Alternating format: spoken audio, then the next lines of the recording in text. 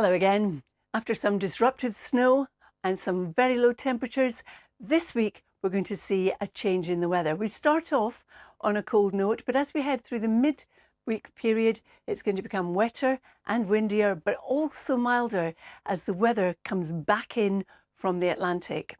Now, what's happening at the moment is low pressure is driving our weather, and it today is going to be slowly moving northwards.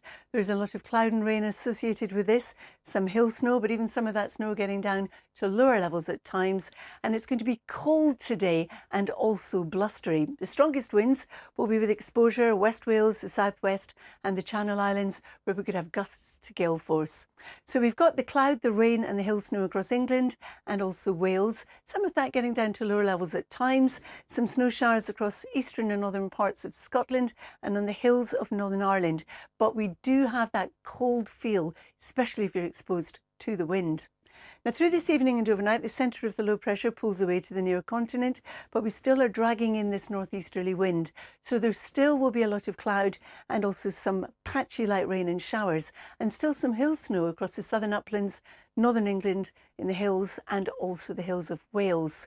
Under clearer skies, though, for the rest of Scotland and Northern Ireland, it's going to be cold. It'll be frosty and there's a risk of ice on untreated surfaces. We could start the day with -8 in parts of the Highlands, but here it will be brighter.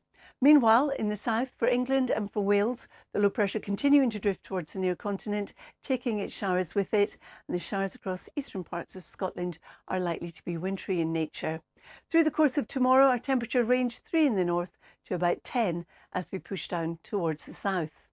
Now, overnight, Tuesday into Wednesday, it's going to be cold. And then during the day on Wednesday, you can see the milder air starting to pull in from the west, pushing across us during the course of Thursday.